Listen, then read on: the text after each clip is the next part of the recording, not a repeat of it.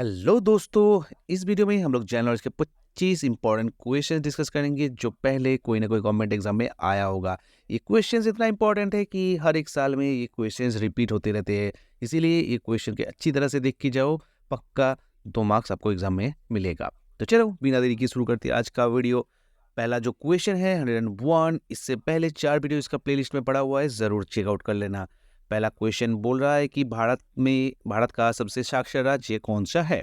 तमिलनाडु, कर्नाटक, केरल या पंजाब? सबसे साक्षर राज्य कौन सा है? राइट आंसर क्या होगा? Option number C, Kerala. Kerala Kerala is the right answer for this question. सबसे साक्षर राज्य केरल है। ठीक है। अगला क्वेश्चन 102, भारत के वर्तमान मुख्य चुनाव आयुक्त कौन है? चुनाव से जुड़ा हुआ क्वेश्चन इंपॉर्टेंट होता है, खास करके अगर मुख्य चुनाव आयुक्त का नाम पूछ ले तो क्वेश्चन इंपॉर्टेंट है। राजीव रंजन, राजीव कुमार, अशोक लभासा, अरुण गोखले। क्या होगा राइट आंसर? तो right answer of this question is option B, Rajeev Kumar. Rajeev Kumar chief election commissioner है। ठीक है। अगला क्वेश्चन, इंद्रावती टाइगर रिजर्व किस राज्य में स्थित है? उत्तर प्रदेश, मध्य प्रदेश, छत्तीसगढ़ या झारखंड? कहां पर इंद्रावती टाइगर रिजर्व है? टाइगर रिजर्व, बायोस्फीयर रिजर्व और नेशनल पार्क, ये तीनों चीज आपको जानना है कि कौन सा पार्क कौन सी राज्य में है। ठीक है। ज्यादातर आपका स्टेट का नाम पूछ लेता है, तो इस क्वेश्चन में भी सीधा सीधा वही पूछ लिया, इंद्रावती कहाँ पर है, तो ये है छत्तीसगढ़ में। छत्तीसगढ़ में इंद्रावती टाइगर रिजर्व प्रेजेंट है। ठीक है। भारत का सबसे बड़ा टाइगर रिजर्व क्या है, क्या नाम है और कौन सी स्टेट में है? स्टेट का नाम चलो मैं बता देता हूँ, आंध्र प्रदेश में है। ठीक है। आप रिजर्व का नाम आपको बताना है, सबसे बड़ा टाइगर रिजर्व ऑफ इंडिया। ठीक है। अगला क्वेश्चन, मेट्टूर बांध किस नदी पर स्थित है? कावेरी, कृष्णा, महानदी या पेरियर? मेट्टूर डैम कौन सी नदी के ऊपर स्थित है? Right answer of this question is option number ए, कावेरी। कावेरी नदी के ऊपर मेट्टूर डैम स्थित है। ठीक है। डैम से जुड़ा हुआ क्वेश्चन इंपॉर्टेंट होता है। अभी एक चीज हम लोग देख रहे हैं कि एग्जाम का जो पैटर्न है उसमें स्ट्रेटेजी का जो इंपॉर्टेंस है वो आगे से ज्यादा हो गया है, इसीलिए स्ट्रेटेजी का जितना भी टॉपिक्स है वो आपको अच्छी तरह से रट के जाना है, क्योंकि रटना बांधना पड़ेगा दोस्तों। क्योंकि अगर पूछ लेगा कि कौन सा बांध कौन सी नदी के ऊपर है, तो इसमें रट्टा मारने के अलावा कोई चारा है नहीं। अगला क्वेश्चन 105, मीनाक्षी मंदिर भारत के किस राज्य में स्थित है? कर्नाटक, केरल, आंध्र प्रदेश या तमिलनाडु? क्या होगा राइट आंसर? मीनाक्षी मंदिर कहाँ पर है? तो मीनाक्षी मंदिर मदुराई में है। ठीक है। तमिलनाडु, मदुराई में स्थित है मीनाक्षी मंदिर। इंपॉर्टेंट क्वेश्चन है, ये भी स्ट्रेटेजी से लिया हुआ क्वेश्चन है। अगला क्वेश्चन देखेंगे 106 नंबर क्वेश्चन, भारत के वर्तमान अटॉर्नी जनरल कौन है? वेणुगोपाल, राजीव कुमार, आर वेंकटरमणी, गिरीश चंद्र मुर्मू? क्या होगा राइट आंसर? वर्तमान अटॉर्नी जनरल कौन है? तो वो है R Venkataramani. R Venkataramani is the present attorney general of India. ठीक है। Attorney general of India. अगला क्वेश्चन 107, मानव बाल और नाखूनों में कौन से प्रोटीन होते हैं? काइटिन, केराटिन, लाइकोपिन या एक्टिन? क्या होगा? बाल और नाखूनों में कौन सा प्रोटीन पाया जाता है? या फिर अब ऐसे भी क्वेश्चन को पढ़ सकते हो कि किस चीज का बना हुआ होता है ये बाल और नाखून, तो वो है keratin. Keratin is the protein that is the main component of human nail and hair. ठीक है। बाल और नाखूनों का जो मूल कंपोनेंट होता है तो वो केराटिन ही होता है। इंपॉर्टेंट क्वेश्चन है दोस्तों, जनरल साइंस का क्वेश्चन।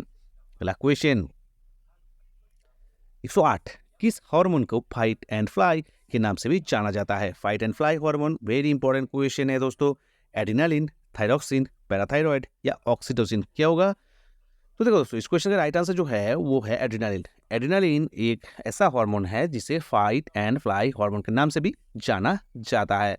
बायोलॉजी का क्वेश्चन, इंपॉर्टेंट क्वेश्चन। अगला क्वेश्चन 109, इलाहाबाद की संधि पर किस वर्ष हस्ताक्षर किए गए थे?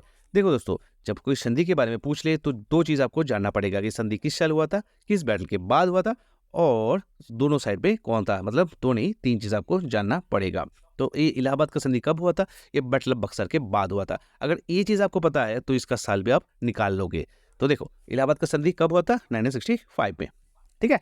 कब? बैटल ऑफ बक्सर के बाद। वो कब हुआ था? 1764 में। बैटल ऑफ बक्सर लड़ा गया था 1764 में, और उसके बाद इलाहाबाद की संधि पर हस्ताक्षर किए गए थे। अगला क्वेश्चन नंबर 110, आरावली पर्वत की सबसे ऊंची चोटी कौन सी है? सद्भावना शिखर, गुरु शिखर, ऊटी या कोडाईकनाल? क्या होगा राइट आंसर? आरावली पर्वत। भारत का सबसे पुराना जो पर्वत श्रृंखला है ये आरावली पर्वत श्रृंखला, और इसका सबसे ऊंचा चोटी है गुरु शिखर। गुरु शिखर 1722 मीटर है इसका हाइट। ठीक है, अगला क्वेश्चन, एक निबल कितने बीट से बनता है? एक निबल में कितना बीट्स होता है? 8, 4, 16 या 1024? क्या होगा राइट आंसर? तो देखो दोस्तों, एक निबल जो होता है वो 4 बीट से बनता है। ठीक है, 4 बीट से एक निबल बनता है और 2 निबल से एक बाइट बनता है। इसका मतलब सीधा सीधा अगर देखोगे तो 8 बीट से एक बाइट बनता है ना। अगला क्वेश्चन, भारतीय रिजर्व बैंक का मुख्यालय कहाँ स्थित है? सब बैंकों का बाप है ये रिजर्व बैंक ऑफ इंडिया। इसका हेडक्वार्टर कहाँ पर स्थित है ये हम लोग को बताना है। कलकत्ता, मुंबई, नई दिल्ली या चेन्नई? मैं आशा करता हूँ ये आसान क्वेश्चन है, आप लोग इसका सही उत्तर कर दिए होंगे कि मुंबई, ऑप्शन नंबर बी। ठीक है, option number B is the right answer. भारतीय रिजर्व बैंक का हेडक्वार्टर मुंबई में स्थित है। अब एक क्वेश्चन का आंसर आप दो कि आरबीआई का जो गवर्नर है, प्रेजेंट गवर्नर है, उनका नाम क्या है? Who is the present governor of reserve bank of India? अगला क्वेश्चन 113, हमारे संविधान में एकल नागरिकता की अवधारणा किस देश से ली गई है? सिंगल सिटीजनशिप की जो अवधारणा है वो कौन से देश से लिया गया है? अमेरिका, जर्मनी, ब्रिटेन या दक्षिण अफ्रीका? क्या होगा राइट आंसर? तो देखो दोस्तों, ये क्वेश्चन का जो आंसर है वो होगा Britain, option number C. United Kingdom से लिया गया है एकल नागरिकता की अवधारणा। ठीक है, अगला क्वेश्चन 114, संविधान के किस अनुच्छेद में संसद के संयुक्त सत्र का उल्लेख है? 108, 123, 111 या 110? कौन सी अनुच्छेद में संसद के संयुक्त सत्र का उल्लेख है? जॉइंट सिटिंग ऑफ पार्लियामेंट का प्रावधान जो दिया है वो 108 में दिया गया है। अनुच्छेद 108 में बोला गया है अगर कोई बिल पास नहीं हो रहा है तो उस बिल को एक जॉइंट सिटिंग बुला सकता है, मतलब राज्यसभा और लोकसभा मिलकर भी उस बिल का कोई हल नहीं कर पाए तो उस बिल को जॉइंट सिटिंग बुला सकता है। कौन कन्वीन कर सकता है? जॉइंट सिटिंग को बुला सकता है सिर्फ और सिर्फ प्रेसिडेंट ऑफ इंडिया, भारत के राष्ट्रपति ही सिर्फ बुला सकता है ये जॉइंट सिटिंग को, और उसमें जो प्रिजाइडिंग ऑफिसर होता है वो होता है लोकसभा का स्पीकर। ये भी आप जान लो, इंपॉर्टेंट फैक्ट है इस टॉपिक से जुड़ा हुआ। अगला क्वेश्चन देखेंगे दोस्तों, क्वेश्चन नंबर 115, ओणम त्योहार किस राज्य में मनाया जाता है? तमिलनाडु, कर्नाटक, असम या केरल? क्या होगा राइट आंसर? ओणम त्योहार। देखो दोस्तों, त्योहार जो होता है इसमें से क्वेश्चन बनता है कि कौन सा त्योहार किस स्टेट का फेमस है, इसीलिए ये त्योहार जितना है ये सब याद रखना पड़ेगा। मैं आगे और वीडियो लाके उसमें ये सब चीज़ें मोर प्रिसाइजली डिस्कस कर दूंगा। फिलहाल ये तो जान लो कि ओणम त्योहार जो है वो केरल का सबसे प्रमुख त्योहारों में से एक है। ठीक है, ऑप्शन नंबर डी हो गया इस क्वेश्चन का राइट आंसर। अगला क्वेश्चन देखते हैं 116, जनसंख्या की दृष्टि से भारत का सबसे बड़ा जिला कौन सा है? ठाणे, उत्तर 24 परगना, बेंगलुरु या मुंबई? क्या होगा right answer? In terms of population Bharat का सबसे बड़ा जिला कौन सा है? वेरी इंपॉर्टेंट क्वेश्चन, सेंसस 2011 के बेसिस पे ये सब क्वेश्चन बनता है। ठीक है, 2011, तो उसके बेसिस पे ठाणे स्टैंड्स नंबर 1। ठीक है, उत्तर 24 परगना दूसरे पैदान पर है। ये चीज आपको याद रखना पड़ेगा, वेरी इंपॉर्टेंट क्वेश्चन दोस्तों, मार्क करके रख लो। अगला क्वेश्चन देखते हैं, एक्वारिजिया में निम्नलिखित में से कौन सा अम्ल होता है? आपको बताना है कि एक्वारिजिया में कौन सा अम्ल होता है। HCOOH, HNO3, H2SO4 या फिर CH3COOH या फिर एसिडिक एसिड? तो कौन सा एसिड होता है एक्वारिजिया में? केमिस्ट्री का question, very important question. Right answer is option B, HNO3 nitric acid. Nitric acid होता है HNO3 और 3 HCl। इसको ये जो कॉम्बिनेशन होता है इसको कहते हैं एक्वारिजिया। इसका मेनली जो फंक्शन है वो है गोल्ड जैसा मेटल को पिघलाना। ठीक है, अगला क्वेश्चन,